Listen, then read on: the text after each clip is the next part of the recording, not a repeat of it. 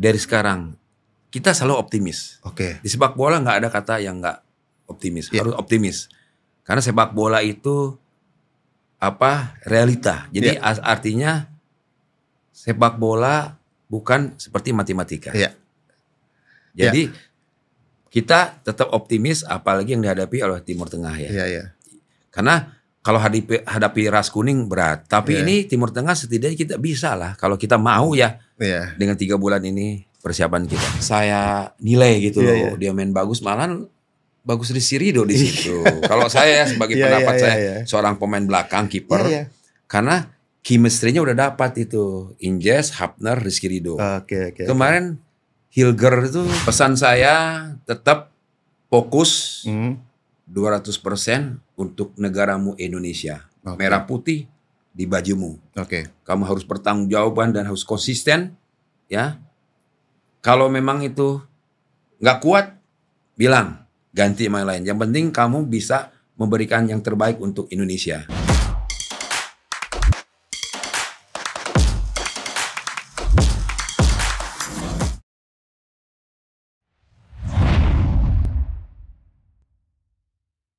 Assalamualaikum warahmatullahi wabarakatuh. Salam bicara bola. Salam sehat dan sejahtera buat kita semua. Sahabat bicara bola, money talking. Ya, uang memang bisa mengatur kehidupan. Uang berkuasa di semua sektor, termasuk juga sepak bola. Dan Qatar kembali menjadi aktor utamanya. Setelah mengalahkan AS, Jepang, Korsel, dan Australia untuk jadi tuan rumah Piala Dunia 2022, yang waktu itu disinyalir loh, ada faktor suap ya.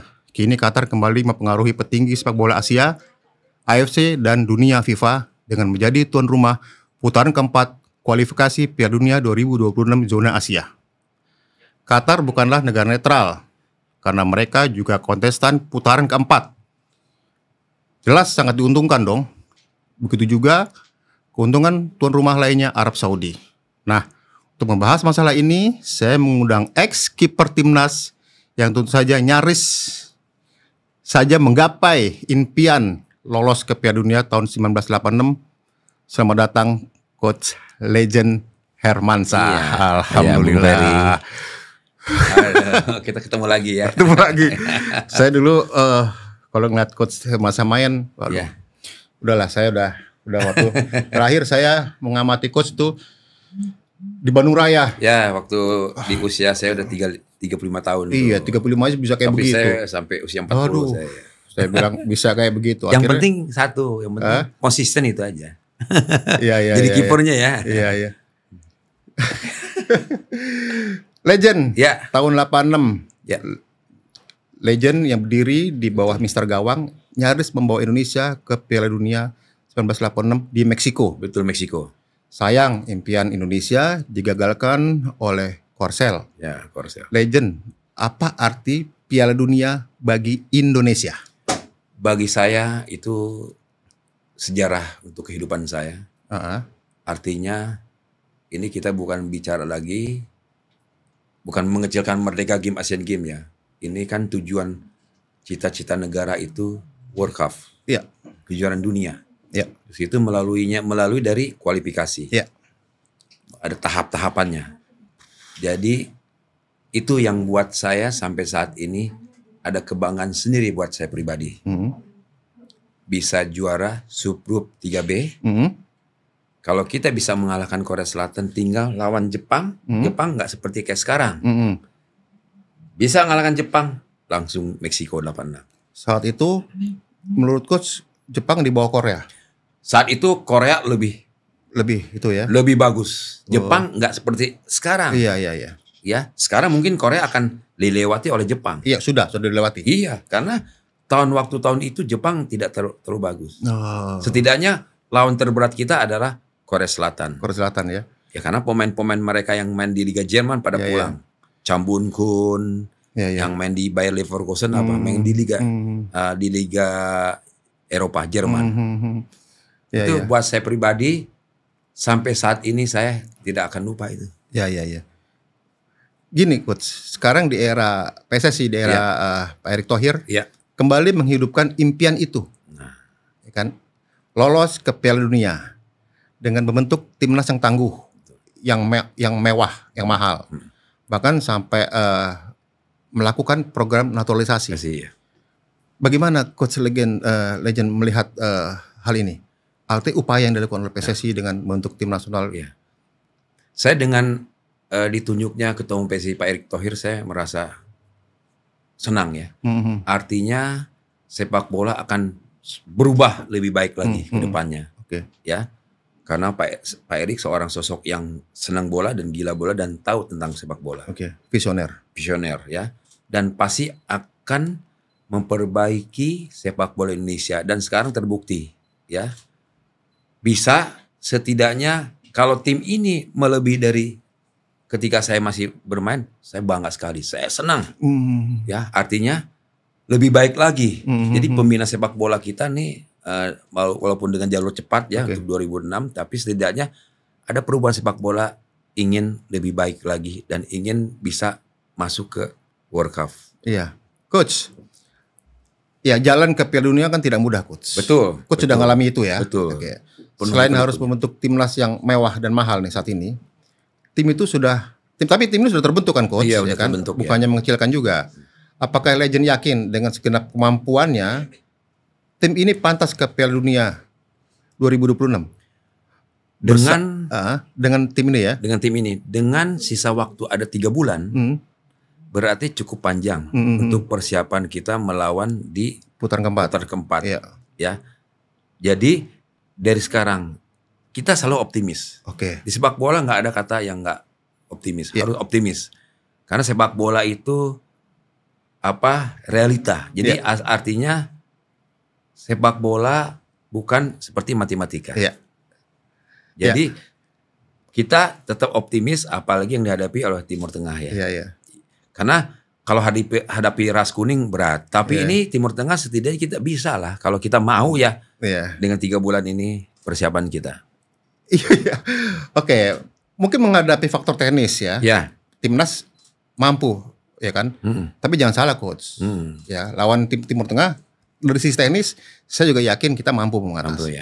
Tapi jangan salah, Coach, ada faktor non teknis yang bisa menjagal timnas. Betul. Contohnya nih ya, ada sikap dari AFC dan FIFA yang menunjuk Qatar dan Arab Saudi sebagai tuan rumah putaran keempat.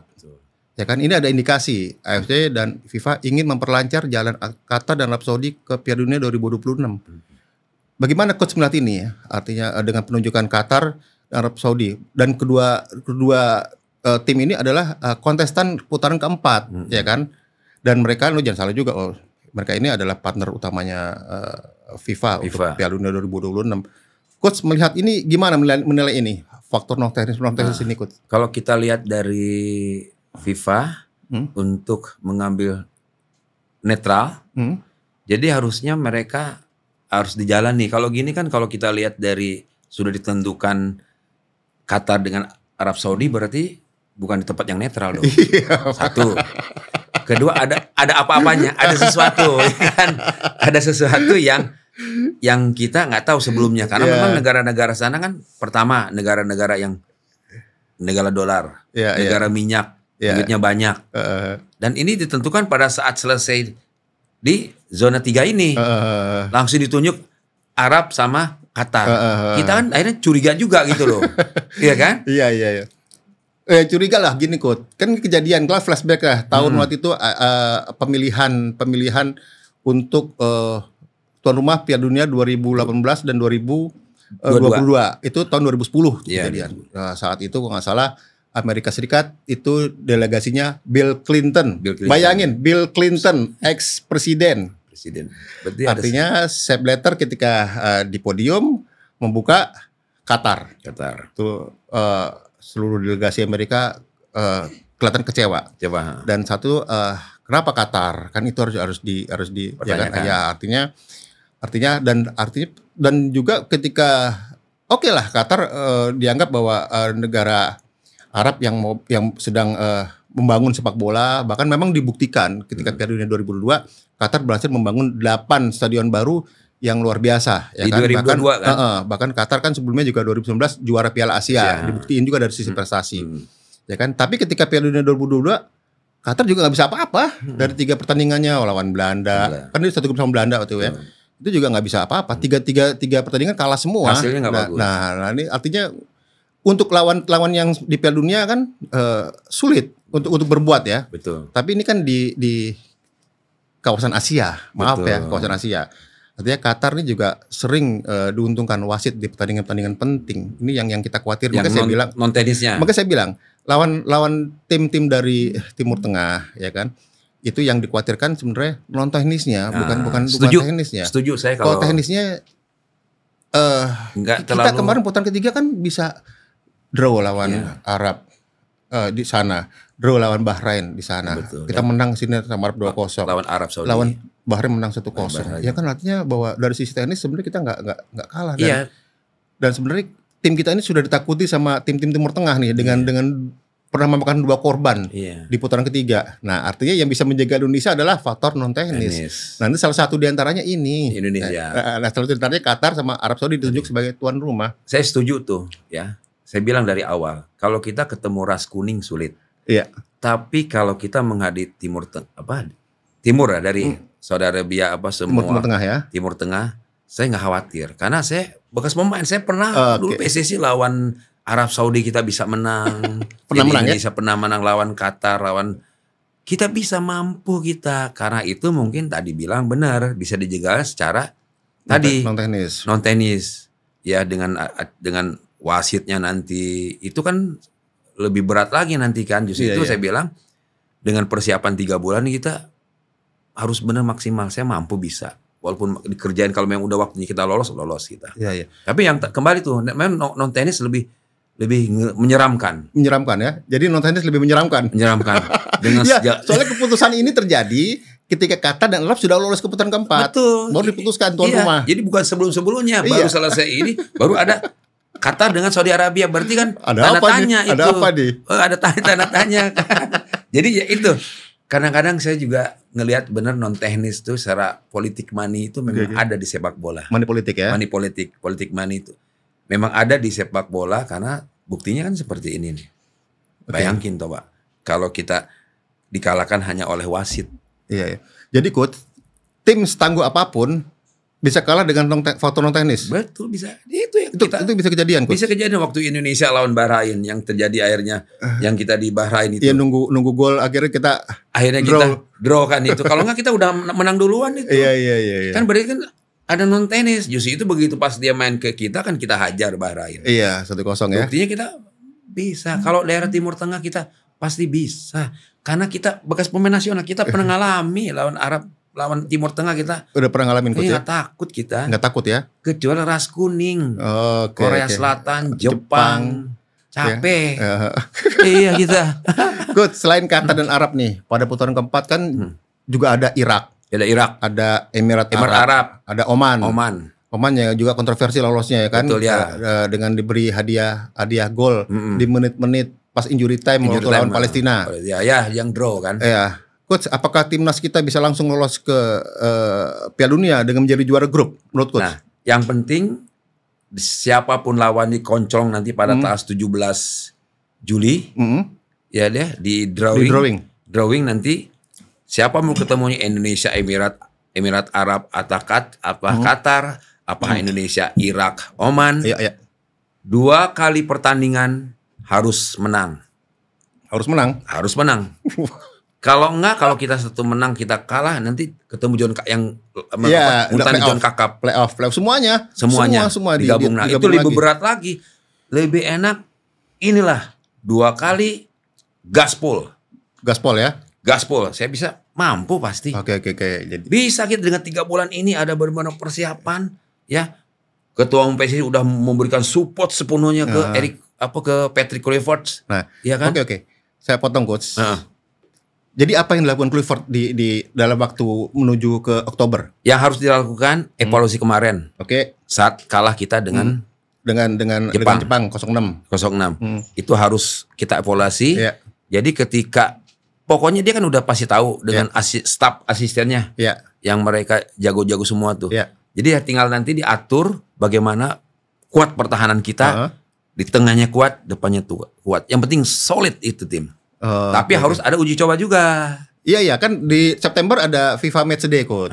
FIFA ya kan? Menurut coach lawan cocok buat kita siapa nih? Nah kan tim-tim Timur Tengah kan banyak nggak lolos kan, Palestina nggak lolos. Iya. Palestina kan. Palestina. Oh, Palestina langganan tuh, gampang.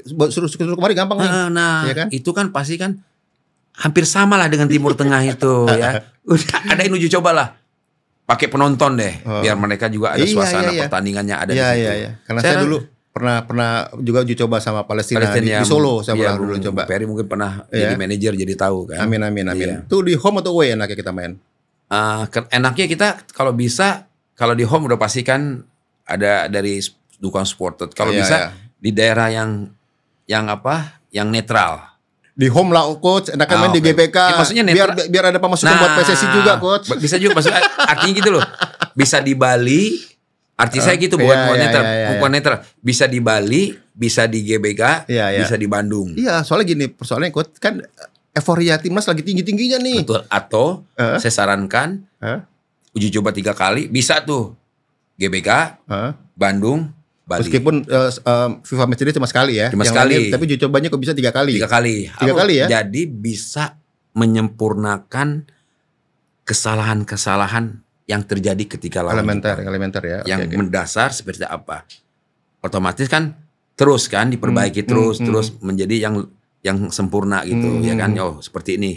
Jadi mengurangi kesalahan yang sering dilakukan. Oke. Terus apa kira-kira perlu penambahan pemain di timnas? Khususnya untuk pemain-pemain naturalisasi. Nah, perlu penambahan pemain nggak untuk naturalisasi? Jadi kalau menurut saya kan kita sambil bincang-bincang ini kan kayak kemarin kan di belakang sudah bagus tuh ya. Tapi jangan salah coach. Injas, Hapner sama Rizky Ridho. Memang waktu kemarin Injas, Hapner, Rizky Ridho. Memang waktu kemarin Rizky Ridho karena cedera.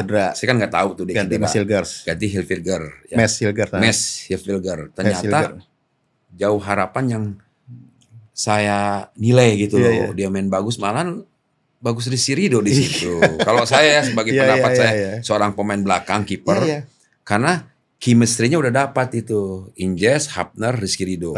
Kemarin Hilger itu kayaknya kayak mainnya gimana ya, penjagaan gol keberapa tuh yang dicuping yang kiper Emil udah begini dia cuma ngelihat aja nggak dia press gitu, dia akhirnya dicuping bola kiper kan nggak masuk. Ya banyak yang beropini bahwa kalau kita kemarin tuh karena belakangnya karena gini loh parah Bung Peri, gini loh, kita waktu pernah tim PPD itu 3 tuh nggak pernah terganti tuh. Warta Kusuma, Marjuki Ahmad, Heri Kiswanto. Itu nggak akan lepas. Tetap mereka solid seperti sekarang ini. Injes, Hapner, Rizky Ridho. Ini yang kuat ini, kuat. Jadi mereka sudah dapat chemistry-nya di pertahanannya utama. Nah, di tengah kan udah ada di situ ya. Lalu Pesi ya, ada Tom Haye, ada. Jadi mereka tinggal bagaimana kita bisa solid pada saat kita menyerang, bertahan, transisinya itu harus bersamaan. Saya rasa bisa. Tapi persoalannya kan kemarin karena si Rizky Ridho cedera. Ya kan memang. Kalaupun tadi coach bilang bahwa ada Marjuki Ahmad, Heri Kiswanto dan Warta Kusuma, kalau salah satu cedera kan mau nggak mau harus diganti. Nah, justru otomatis. Nah, penggantinya yang cocok posisi di situ harusnya. Mungkin karena Hilfiger karena biasa main 2 di belakang, 4 mungkin ya. Main total football ya. Total football biasa mungkin kayaknya kalau menurut saya sih. Dia biasa main 2 di tengah. Main 2 ya. Main 2. Jadi mungkin agak canggung juga, tapi bisa juga ketika nanti persiapan 3 bulan terus dicoba lagi Kak Rizky Ridho umpama nggak masuk, dimasukin dulu Hilfiger di tes gitu loh. Jadi ada macam kayak rekayasa pertandingan. Ya maksudnya kalau Rizky Ridho nggak ada, masuk Hilfiger. Jadi supaya mereka dapat chemistry. Kalau ada apa-apa ini Rizky Ridho kayak kemarin kan diceda. Jadi Hilfiger udah nggak canggung lagi main 3 di belakang. Jadi pemain-pemain yang penambahan itu pemain naturalisasi. Setuju? Penambahan pemain naturalisasi. Kalau untuk menghadapi putaran keempat ya. Kalau memang itu perlu di posisi yang memang perlu urgent, gak apa-apa. Pemain naturalisasi. Ada nggak namanya? Saya kan belum tahu. Enggak. Memang maksud saya perlu nggak pemain naturalisasi, penambahan pemain naturalisasi? Kalau memang atau coach atau pemain dari Liga 1 gitu. Tapi memang kalau yang sudah kemarin kayak masuk dari Liga 1 Kambuaya, Sayuri, bersaudara, ya kan? Terus Egi, Beckham Putra, Beckham Putra, mereka udah benar-benar itu ya. Mereka udah padu dengan tim ini ya udah. Kalau memang mau ambil lagi, boleh yang di Liga 1 yang benar kualitasnya yang bagus. Yang bisa main seperti yang Liga 1 kayak Egy Kambuaya. Ya kan, terus ada David Beckham Beckham Putra, terus ada Sayuri bersaudara. Jadi kalaupun coach melihat terakhir kita kalah sama Jepang, kira-kira penambahan pemain di posisi mana? Kayaknya saya perlu di posisinya depan khususnya. Iya. Depan kan udah ada kan ya kan. Tandemnya Ole Romeni. Ole Romeni harus ada tandem itu kan, kemarin udah jalan juga tuh Kambuaya sama si Egy kan 3. Perlu juga memang kalau perlu penambahan 1 untuk memastikan lagi kekuatan depannya itu yang kurang. Saya rasa bisa, tergantung nanti komunikasi Patrick Kluivert ini sebagai pelatih. Kalau Pak Eri kan tinggal terserah dari pelatih itu. Kan. Nah, mana yang mau diambil nih naturalisasi yang bagus kan? Urusan teknis urusan pelatih kan. Kalau Pak Eri hanya yang benar yang diambil ini kita ambil. Nah, hanya mengurus itu aja Pak Eri kan, mensupport tim ini kan. Jadi yang jelas ini intinya bahwa dari perbincangan kita nih bahwa harus ada 3 uji coba pertandingan. Kalau menurut saya sih dengan 3 bulan harus ada ya. 1 juga nggak maksimal. Kurang ya. Kalau 3 tuh nanti tahu tuh. Kalau 1 kan bagus, belum tuh besok kan main bagus lagi kan. Iya kan? Kan pengalaman kita dulu, saya pernah pengalaman kita main dulu tim PSSI Garuda 1 main ke Negeri 9 ke tim nasional Malaysia Harimau. Dulu kan ada Malaysia Harimau. Dia ngaji penasaran dia. Jadi uji coba 3 negara, 3 kota di Malaysia. Di Stadium Nasional Malaysia, di Negeri 9, 1 lagi kita main di Sarawak. Karena waktu itu draw dia penasaran tuh. Ya main lagi di 3 kali pertandingan. Bisa juga seperti itu, Palestina main di mana, di GBK, nanti main di Bandung. Lawan 1 tim. 1 tim, itu aja Palestina kan udah tahu kan cara main seperti itu. Gitu ya. Iya. Kalau memang perlu lagi negara Timur Tengah yang nggak lolos siapa nih? Ya. Berarti Bahrain bisa Bahrain itu. Iya. Kan itu kan buat tahu nanti kan bahwa Timur Tengah seperti ini cara permainannya gitu loh kan. Udah pasti sama itu. Oke. Terakhir coach. Apa pesan coach untuk pemain-pemain timnas? Pesan saya tetap fokus 200% untuk negaramu Indonesia. Merah putih di bajumu. Kamu harus bertanggung-jawaban dan harus konsisten, ya. Kalau memang itu nggak kuat, bilang ganti main lain. Yang penting kamu bisa memberikan yang terbaik untuk Indonesia. Oke, terima kasih banyak coach ya. Iya. Para sahabat bicara bola, kita doakan bersama semoga timnas kita bisa lolos ke Piala Dunia. Kita nggak usah ngomong putaran 4, lolos Piala Dunia. Saya bermimpi, coach juga bermimpi, kita bertemu dengan Argentina, Jerman, Brazil. Itu benar-benar suatu mimpi yang harus menjadi kenyataan. Terima kasih banyak ya coach. Bung Ferry. Assalamualaikum warahmatullahi wabarakatuh. Waalaikumsalam warahmatullahi wabarakatuh.